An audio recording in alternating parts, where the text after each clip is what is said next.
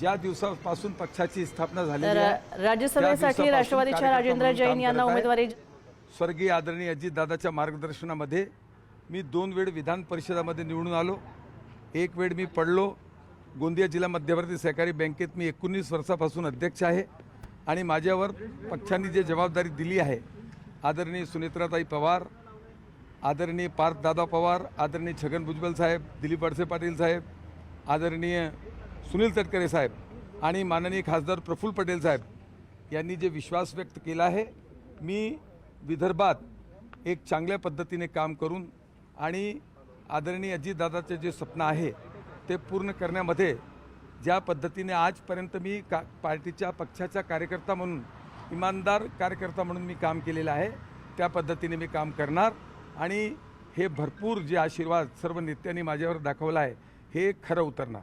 Sir, या निमित्ताने कोणाचे तुम्ही विशेष आभार मानाल? कारण सर्व मला तुमचं नाव सर्व माझे हे जे नेते आहे, आदरणीय अजितदादाचा माझ्यावर आशीर्वाद होता। अजितदादा बरोबर भरपूर काम केलेला माणूस आहे मी आणि फक्त पक्षाबद्दल इमानदारी, पक्षाबद्दल जे काम करण्याची पद्धत आहे माझी आणि एक सामान्य कार्यकर्त्याला जे सर्व नेत्यांनी जे आशीर्वाद दिला आहे मी खरं उतरणार। ते कोणी ते वरिष्ठ नेते आहे माझे, मी माझे वडील सारखे आहे ते आणि आमच्या पक्षात काय नाराजी वगैरे राहत नाही। एकजूट एक संघ पक्ष आहे आणि ते माझे वडीलधारी आहे, त्यांचे आशीर्वाद माझ्यावर आहे।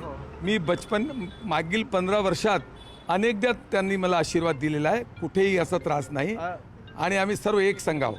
विधान परिषदेवर सातत्याने तुमचं नाव चर्चेला यायचं, मात्र ऐन वेळी तुमची उमेदवारी कापली जायची। तुम्हाला काही शब्द दिला होता का? काही शब्द नाही।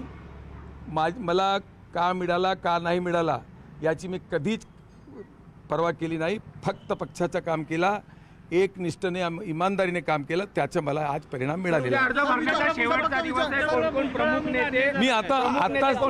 मी आज काही बोलू शकत नाही। मला आताच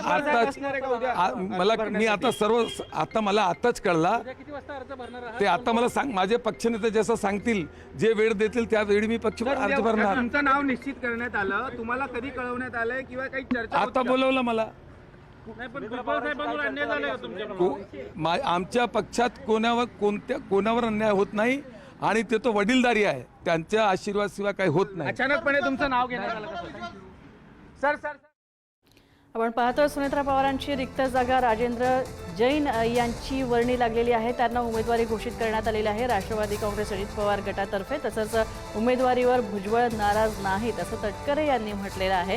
राज्यसभेसाठी राष्ट्रवादीकडून राजेंद्र जैन यांना उमेदवारी जाहीर करण्यात आलेली आहे। सुनेत्रा पवार यांच्या रिक्त जागी गोंदियाच्या राजेंद्र जैन यांची वर्णी लागली आहे। ते प्रफुल्ल पटेल यांचे निकटवर्ती आहेत।